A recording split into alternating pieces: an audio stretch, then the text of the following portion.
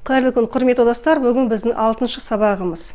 6-й урок сегодня мы с вами начинаем. Добрый день, дорогие друзья.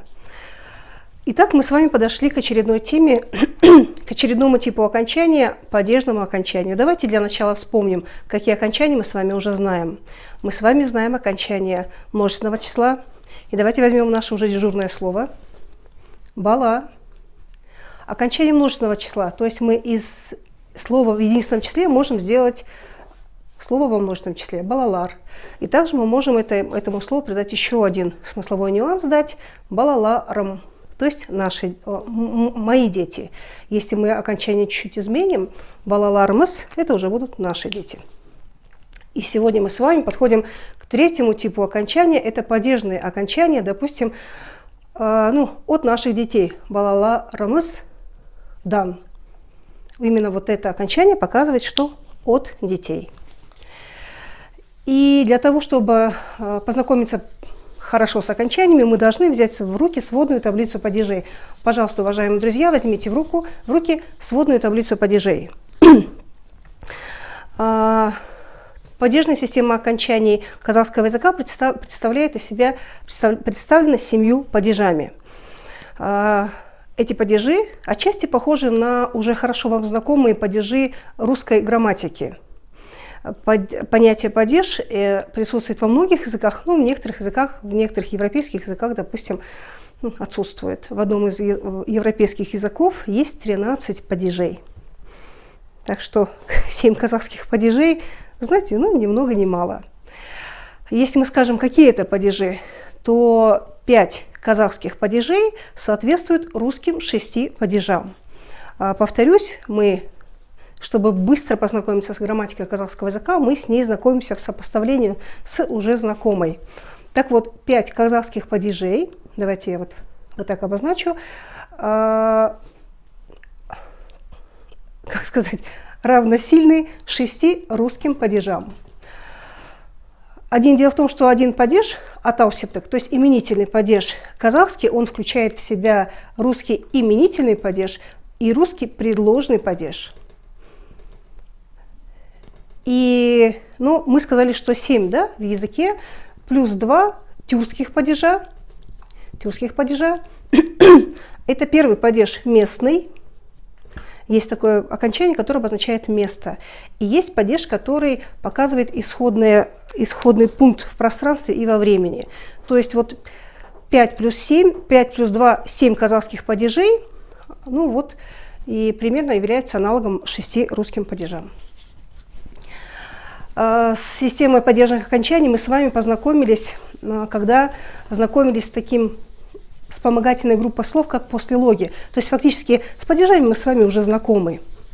Сейчас, секундочку, сотру. И напомню вам, что в начале курса я говорила, что падежи, падежные окончания имеют 2 функции. Первая функция – это клей между словами в предложении, и вторая функция – это связка между словом и послелогом. Так вот, связку между словом и послелогом мы уже прошли, и сегодня переходим к основной функции падежей. То есть падежное окончание – это клей между словами в предложении. На сегодня мы с вами возьмем 3 падежа. 3 падежа, которые между собой по смыслу связаны. Открываем нашу рабочую тетрадь, 6-й урок и лист 6.1. Перед нами 3 падежа, которые обозначают 3 вещи. Туда, там, оттуда. Туда, там, оттуда. То есть туда, чтобы показать туда, то есть направление, мы используем направительный падеж. Направительный падеж показывает направление. Из названия ясно. Там. Место, когда мы говорим «там», мы имеем в виду место. Да? Место мы обозначаем местным падежом. Местный падеж из названия ясно показывает место. Место в пространстве и во времени. И 3-й падеж сегодняшний – это исходный падеж. Исходный падеж из названия ясно, он показывает исходность. исходный пункт в пространстве и во времени. То есть так и напишем исходное место. Если мы на схемке покажем, да, то есть, допустим, на подобное, что у вас в рабочей тетради, то, допустим, мы возьмем определенный пункт, вот это будет туда, вот это будет там, и это будет оттуда. Допустим, если это, пускай это будет домик, это будет в дом, в доме, из дома. Если это машина, в машину, в машине, из машины. Если это телефон, в телефоне, из телефона. Вот сегодня мы с вами сможем в конце урока вот эти вещи уже обозначать. Окончание, обращаем внимание опять на лист 6.1. Направительный падеж, местный падеж, исходный падеж. Так давайте мы с вами разберемся, какие окончания обозначают, какие вопросы нас могут привести к определенному падежу. Вопросы направительного падежа. Кайда, куда, кымге, кому, неге, чему. Еще вопрос неге имеет смысл зачем, почему. Каншага имеет два перевода за сколько и насколько, и кашангадин. Мы эти вопросы с вами на примерах разберем чуть-чуть позже. Сейчас давайте мы обзорно посмотрим на эту таблицу.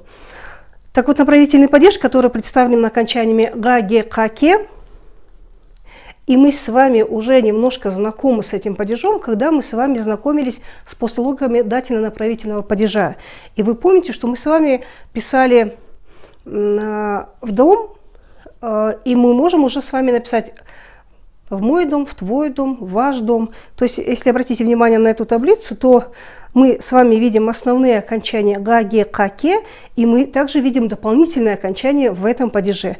Что это за дополнительные окончания? Давайте вспомним. Эти окончания бар-септык стоят после окончаний притяжательных окончаний, а притяжательные окончания, в свою очередь, они у нас бывают окончания первого лица, второго лица, третьего лица.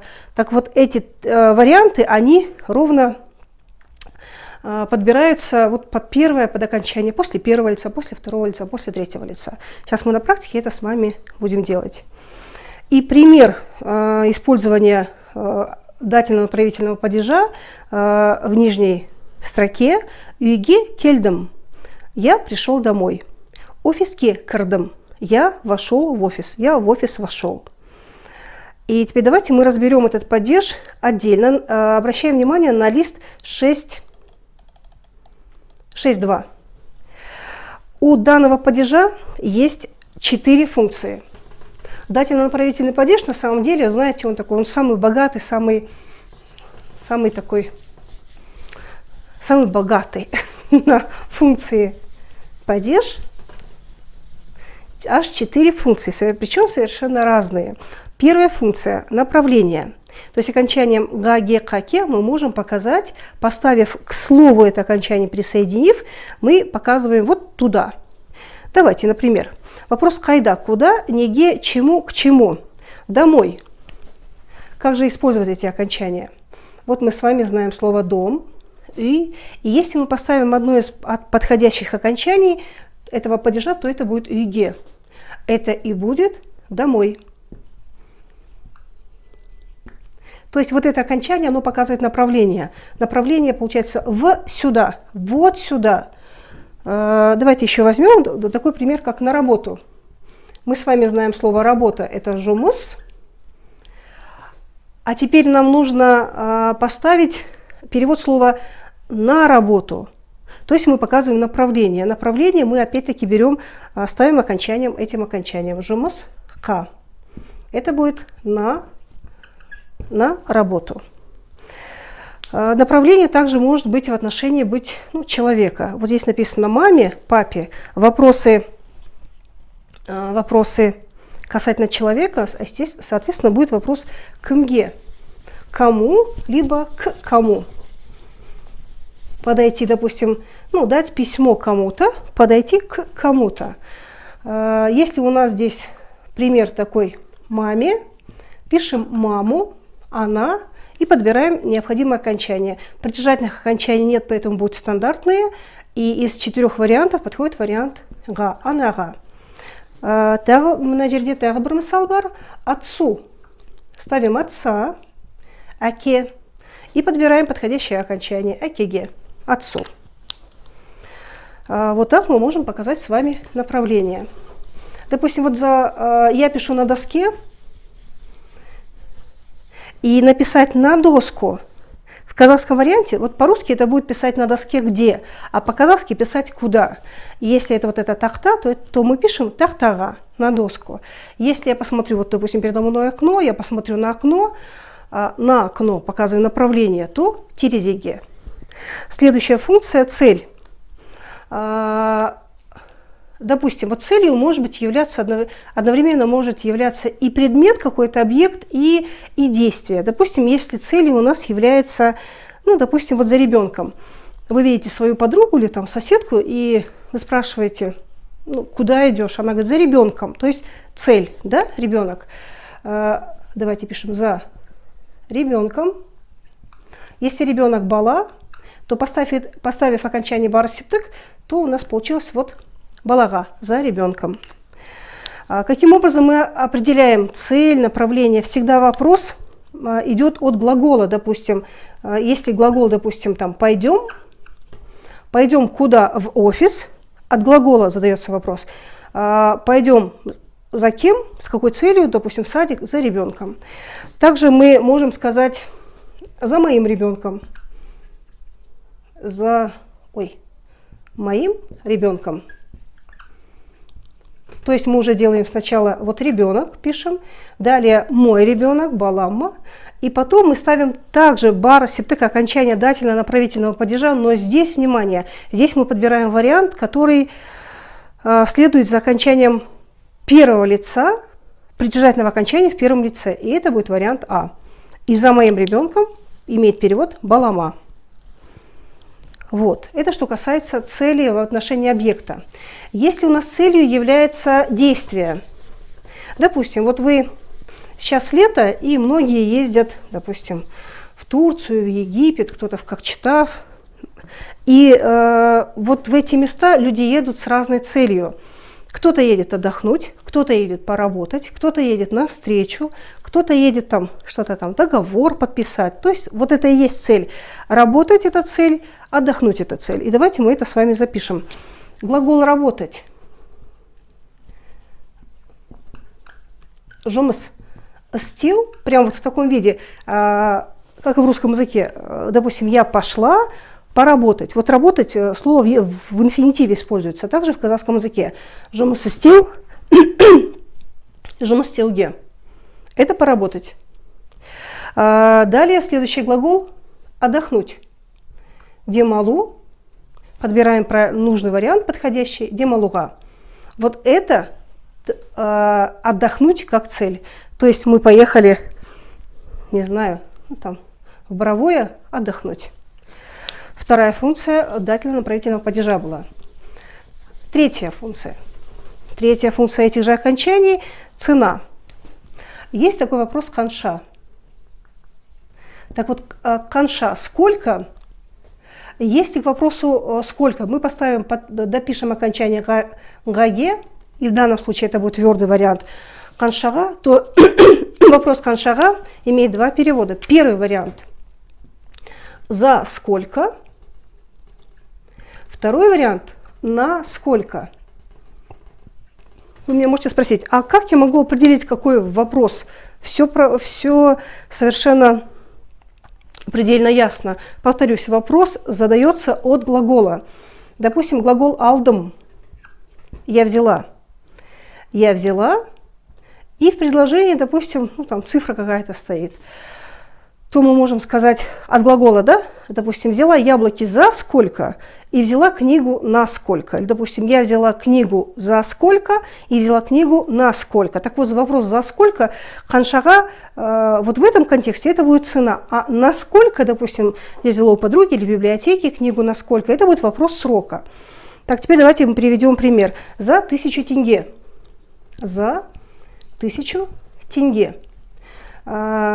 Пишем 1000. Вот, давайте это слово напишем. Нужное всем очень слово. Слово «мың».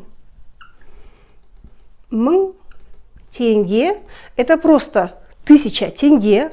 И чтобы сделать за 1000 тенге, мы с вами дописываем окончание. «Мың тенгеге».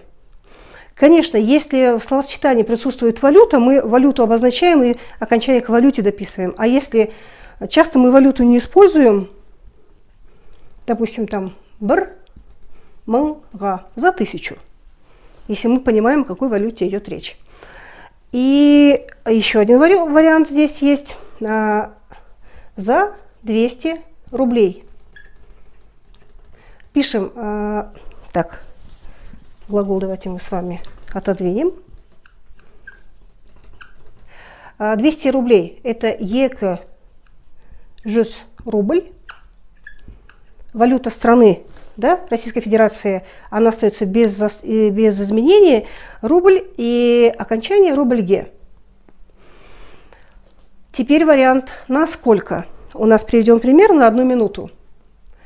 На 1 минуту. Слова минута и секунда в казахском варианте звучит как минут, секунд.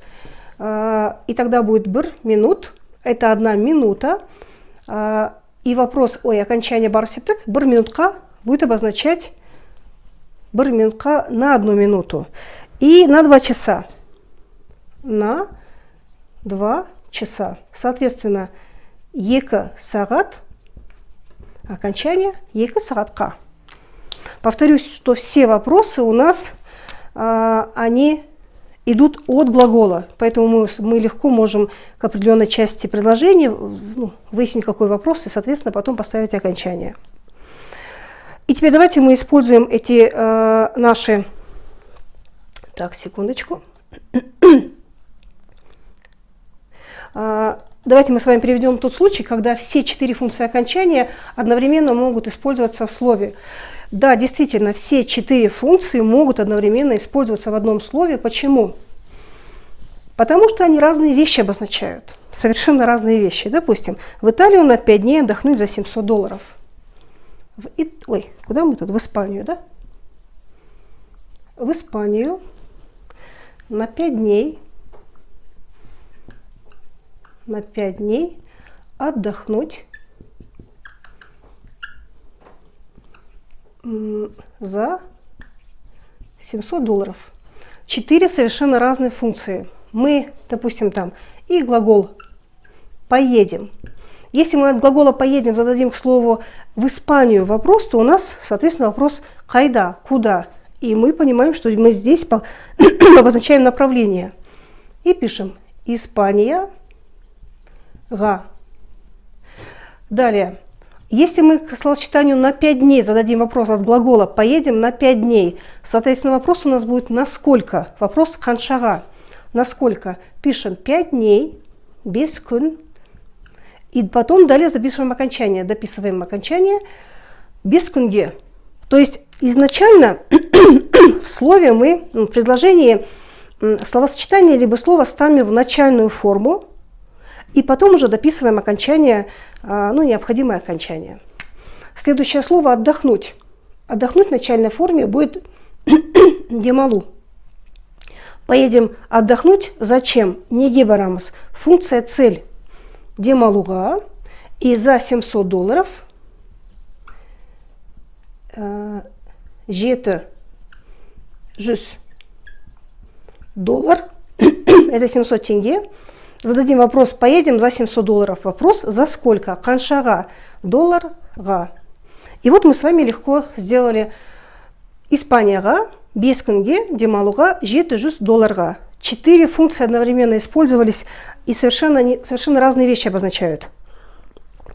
Но, наверное, не секрет, секрета не раскрою, сказав, что очень редко такое бывает в жизни, когда прям все 4 функции одновременно используются.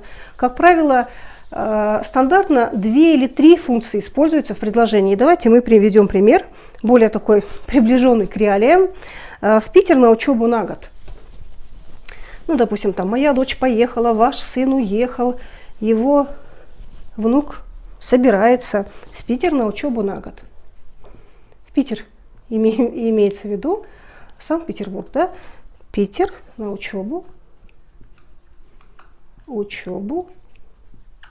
на год. Допустим, там поеду. От глагола задаем вопрос в Питер. Вопрос Куда? Кайда? Давайте, мне кажется, так надо. И начинаем переводить. Питер. Вопрос кайда? Питер ге. На учебу. Учеба мы с вами уже... Мы с вами знаем, что есть такое понятие инфинитив. И чуть позже мы об этом его более будем подробно разбирать, это понятие. Инфинитив, так я скажу, инфинитив, он может одновременно обозначать и название явления, то есть понятие, и название действия. То есть очень знакомое слово «кыру», всем знакомое слово, кто проживает в Казахстане, «кыру». Так вот, «кыру» все, как правило, сразу дают перевод слова «вход». Но слово «кыру» это обозначает также и «входить». Рядом, где есть «кыру», там же обычно есть и «шигу». Так, «шигу» это стандартно мы переводим как «выход», но этот глагол также обозначает «выходить». Так вот, слово «учеба» это и «учиться» слово также. Это будет глагол «оку». Это и учеба, и учиться. Так вот, если на учебу, то есть учиться, да, то «окуга» поедем с какой целью? «Окуга» – цель, и на 1 год пишем «бір жыл». Зададим вопрос от глагола «насколько», «ханшага» – это срок, «бір жылға». Вот так мы с вами, уважаемые друзья, можем научиться легко пользоваться, использовать падежное окончание. В этом процессе самое главное знать алгоритм определения падежа. Алгоритм. Ну, во-первых, нужно таблицу, которая перед вами сейчас находится, падежных окончаний, ее нужно максимально выучить. Почему? Потому что именно там мы будем находить вопросы, окончания, функции. Учить, конечно, просто заучивать, наверное, это достаточно сложно и малоэффективно, малорезультативно. Что мы делаем? Мы все время пользуемся этой таблицей. При переводе мы пользуемся, постоянно подглядываем. Подглядывать нельзя в одном случае, если вы находитесь на экзамене или на тесте. Вот это будет нарушение правил. Во всех остальных случаях нужно подглядывать. Почему? Потому что одно дело мы можем увидеть какую-то таблицу 5 раз, она более-менее знакомая будет. А если мы на нее 50 раз посмотрим, соответственно, уважаемые друзья, мы ее раз за разом, глядя на нее, мы ее действительно можем выучить. Причем не так стрессово и достаточно комфортно. Следующий падеж мы с вами сегодня разберем. Это местный падеж. Возвращаемся на лист 6.1, местный падеж, который показывает место в пространстве и во времени. Окончания, которые выделены, которые представляют этот падеж, это окончание «да, де, да, те». Место в пространстве во времени. Вопросы соответствующие. Кайда, где, кай жерде, где, у кого будет вопрос кымде, смотрите, вопрос кым. Если мы поставили окончание прошлого падежа кымге, направление, так это будет вопрос кому. А если мы поставим этот же вопрос кым и поставим окончание де, так вот де будет обозначать место. Так смотрите, это кто, а это место. Соответственно, перевод будет у кого. В смысле у кого, да? Этот же вопрос также обозначает возраст и местоположение во времени. Давайте мы на примерах разберем, чтобы было вам более понятно. Теперь держим лист 6.1 перед собой и обращаем внимание на лист 6.3. На лист 6.3. Местный падеж. Первая функция – место в пространстве. Вопрос кайда. Уважаемые друзья, вопрос кайда в казахском языке присутствует 2 вопроса. Вернее, не вопрос один, 2 перевода. Первый перевод – это куда, и второй перевод – это где. И меня слушатели часто спрашивают, а как я, Сауле Муратовна, буду различать, что это кайда? Повторюсь, все очень просто. Вопросы задаются от глагола. Если, допустим, стоит глагол буду, и если буду, то буду где, да? А если глагол пойду, то, соответственно, куда пойду. Если, допустим, там работаю, соответственно, мы спрашиваем где, потому что вопрос «работаю куда?» мы не можем задать. Точно так же пойду где тоже не задается. То есть от глагола у нас перевод у нас трактуется ровно от глагола. От глагола смотрим на глагол, задаем вопрос к определенной части предложения, и у нас вот мы тогда понимаем, какой перевод, какое слово перед нами, какой вопрос, куда или где. Так вот, если мы говорим о месте, соответственно, этот вопрос будет обозначать где. На работе. На работе. Работа, мы с вами знаем слово «жомас». И окончание, которое показывает место, это окончание «та-те», «да-де». «Жомаста» на работе. Следующий пример в моей машине. В моей машине. Мы здесь видим машину. Мы здесь видим, что она моя. Окончание добавляем. И ставим дальше окончание местного падежа. Машинам, да. В моей машине. На его сайте. На его сайте. Мы видим слово «сайт». Мы видим информацию о том, что сайт его. Вспоминаем окончание «мой сайт», «твой сайт», «ваш сайт», «его сайт». Сайта. И окончание, которое местного падежа, но уже после третьего лица, сайтунда. Вот так очень просто мы можем научиться пользоваться и этими окончаниями также. Следующая функция – место во времени. Место во времени. Вопрос «сагат нешеде» – во сколько? И кашан – когда? Давайте мы «сагат нешеде». К теме время, о котором мы спрашиваем, да, сколько время, там 5 часов, 8 часов. У нас в одном из уроков будет блок, где вы увидите лексическую тему «Как спросить время». Это будет ссылка на видео. В этом курсе есть эта тема, поэтому не переживайте. Сагат нешеде, допустим, вот здесь есть вопрос в 6 часов. 6 часов. Повторюсь, что мы двигаемся всегда по алгоритму. Сагат нешеде. Во сколько? В 6 часов. То есть мы сначала делаем 6 часов сагат. Прям все вписываем. Сагат. И вот сюда вместо слова неше ставим цифру. Алта. Вот мы ответили на это. Сагат повторили. И вместо неше поставили цифру алта. Сагат алта. И местный падеж. Сагат алта. Да. Следующее осенью. Вопрос осенью, это будет ответ на вопрос кашан, когда. Если слово куз осень, то кузде, соответственно, осенью. Вот это вторая была функция. И третья функция – это возраст человека. Возраст человека. Чуть-чуть забегая вперед, скажу, что это тип окончания мы с вами, личное окончание, еще с вами узнаем чуть подробнее. Для нас-то пока с вами новая тема, но немного, чуть забегая вперед, да. Есть такой вопрос нешедесен. Нешедесен. Ты в сколько?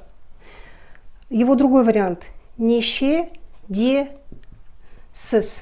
Вы в сколько?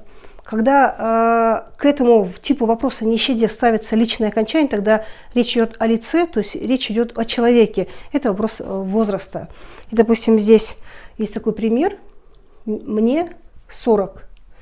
Ровно в эту схему вписываем. Вот вместо цифры 40 вместо слова «нище» мы пишем цифру 40.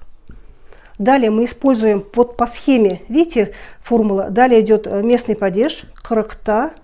И потом выбираем, кто я, ты, вы. Немножко забегая вперед, да, допустим, мне 40. Крактаман. Чуть позже мы об этом детальнее будем говорить. Но это была третья функция местного падежа.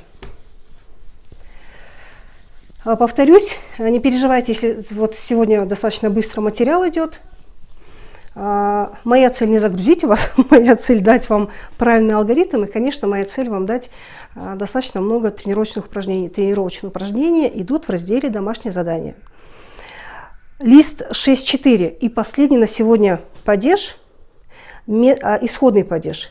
Исходный падеж, давайте обратим внимание на лист 1.6, где сводная таблица, да? Основной вопрос исходного падежа – вопрос «откуда?». Хайдан. Если вопрос задается к человеку, то от кого? К мне. Если вопрос от какого-то предмету какому-то задается, то это будет не ден, а от чего, допустим, отодвинуть от доски, да, от чего. И также этот вопрос не ден переводится как из чего. Окончание, которое представляет этот падеж, это окончание дан-ден, тан-тен, нан-нен. И, значит, взяли в руки лист 6. Ой, секунду. 6.4. Вопрос 6.4. Лист 6.4. Так, секундочку. Немножко далеко ушла. 6.4. Исходный падеж имеет 3 функции. Первая функция – это исходное место в пространстве. Если мы зададим вопрос, это будет кайдан, слово «откуда». Если к человеку, то это ко мне. Пример давайте такой. Ерлан с Алматы.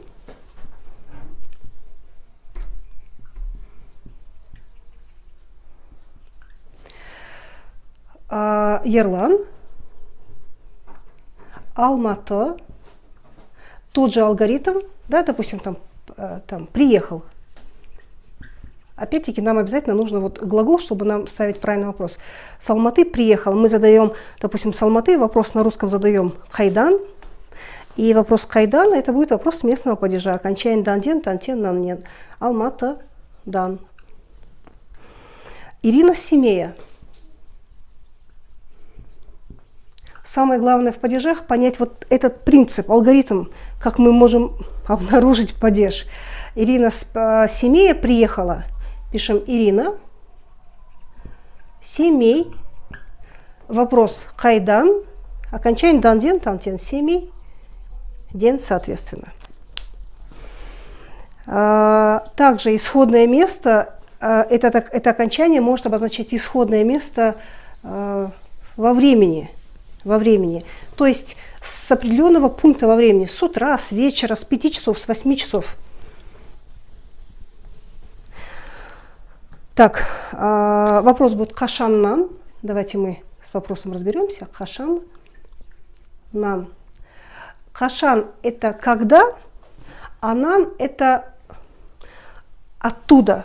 И если вот дословно перевести кашан-нан, это будет с когда. Ну, с каких пор в смысле, да? Вот сюда мы ставим, здесь наш пример какой? Лето, да? Жаз – это лето, и тогда жаз дан. Вот это ответ на вопрос. Кашан – лето, а вот это будет также продублировано окончание. Жаз дан – с лета. С 5. Если вопрос времени, как правило, он звучит так. Сагат неше ден. Опять та же самая схема, алгоритм. Сагат, перепишем слово время. Вот сюда ставим цифру вместо вопроса. Сагат без и подбираем вариант одного из окончаний. Сагат без стен. Это было у нас функция исходное место во времени. И также этот падеж еще имеет еще одну функцию исходный материал. Вот у нас дома из кирпича, из бетона, из песка, да, платье у нас из материала, не знаю, хлеб из муки. А наш пример – мороженое из воды с сахаром, мороженое из воды, молока, сахара. Мороженое из воды, молока, сахара. Переводим перевод, делаем перевод. Бал, муз, дак. Из воды. Вода – это су, дан. Молоко – süt, sütyen. Сахар – кант, тан. Вот мы поставили, сначала слово написали, и окончание написали слово, окончание. Слово, окончания. Вот третья функция исходного падежа. Повторюсь, в конце этого урока у нас есть большая домашняя работа, и каждый падеж сначала отрабатывается в формате одного падежа, и в этом же уроке уже есть предложение немножко, уже вперемешку, чтобы было немножко усложнение, тем самым будет и более эффект. Сразу скажу, что мы еще с вами не знаем времен глагола, поэтому в примерах даны уже готовые формы. Глагол уже готовый. Пока мы так лексическим опережением просто можем использовать готовые слова. На сегодня этот урок закончился. Осымен 6-ші сабағымыз аяқталды. Сау болыңыздар.